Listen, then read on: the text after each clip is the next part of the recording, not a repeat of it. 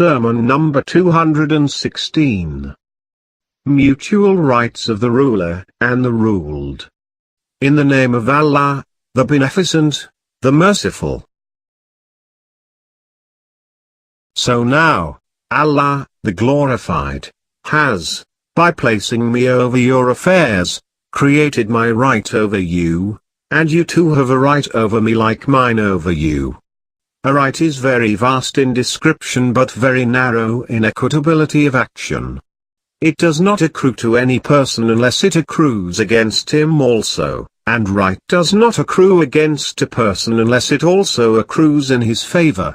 If there is any right which is only in favor of a person with no corresponding right accruing against him, it is solely for Allah, the Glorified, and not for his creatures by virtue of his might over his creatures and by virtue of the justice permeating all his decrees.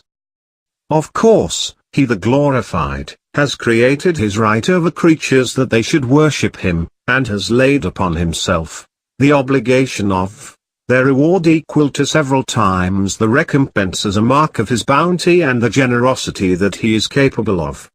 Then, from his rights, he, the Glorified, created certain rights for certain people against others. He made them so as to equate with one another. Some of these rights produce other rights. Some rights are such that they do not accrue except with others. The greatest of these rights that Allah, the Glorified, has made obligatory is the right of the ruler over the ruled and the right of the ruled over the ruler.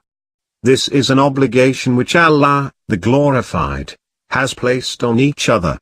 He has made it the basis of their mutual affection, and an honor for their religion.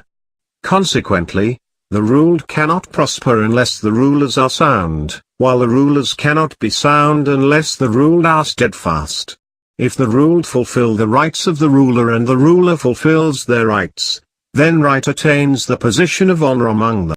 The ways of religion become established, signs of justice become fixed and the sunnah gains currency. In this way time will improve, the continuance of government will be expected, and the aims of the enemies will be frustrated. But if the ruled gain sway over the ruler, or the ruler oppresses the ruled, then difference crops up in every word, signs of oppression appear, mischief enters religion and the ways of the sunnah are forsaken. Then desires are acted upon. The commands of religion are discarded, diseases of the spirit become numerous and there is no hesitation in disregarding even great rights, nor in committing big wrongs. In such circumstances, the virtuous are humiliated while the vicious are honored, and there are serious chastisements from Allah, the Glorified, onto the people. You should therefore counsel each other, for the fulfillment of your obligations, and cooperate with each other. However extremely eager a person may be to secure the pleasure of Allah, and however fully he strives for it, he cannot discharge his obligation for obedience to Allah, the Glorified, as is really due to him.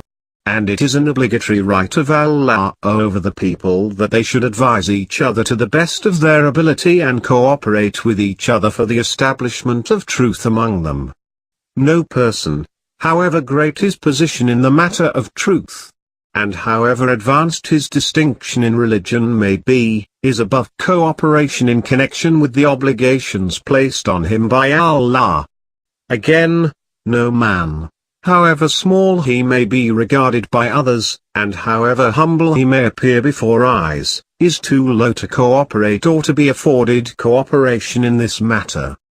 One of Amir al-Mu'minin's companions replied to him by a long speech wherein he praised him much and mentioned his own listening to him and obeying him, whereupon Amir al-Mu'minin said, if a man in his mind regards Allah's glory as being high and believes in his heart that Allah's position is sublime, then it is his right that on account of the greatness of these things he should regard all other things small. Among such persons he on whom Allah's bounty is great and Allah's favors are kind has a greater obligation, because Allah's bounty over any person does not increase without an increase in Allah's right over him. In the view of virtuous people, the worst position of rulers is that it may be thought about them that they love glory, and their affairs may be taken to be based on pride. I would really hate that it may occur to your mind that I love high praises or to hear eulogies. By the grace of Allah I am not like this.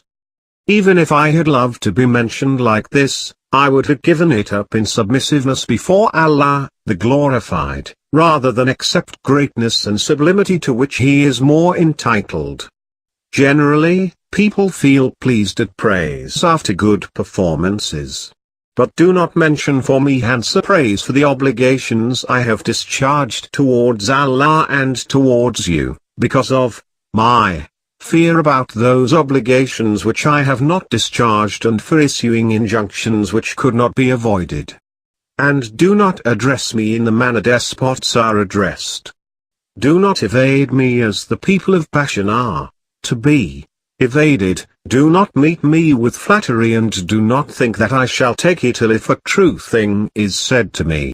Because the person who feels disgusted when truth is said to him or a just matter is placed before him would find it more difficult to act upon them. Therefore, do not abstain from saying a truth or pointing out a matter of justice because I do not regard myself above erring. I do not escape erring in my actions but that Allah helps me, in avoiding errors, in matters in which He is more powerful than I. Certainly, I and you are slaves owned by Allah, other than whom there is no Lord except Him. He owns ourselves which we do not own. He took us from where we were towards what means prosperity to us. He altered our straying into guidance and gave us intelligence after blindness.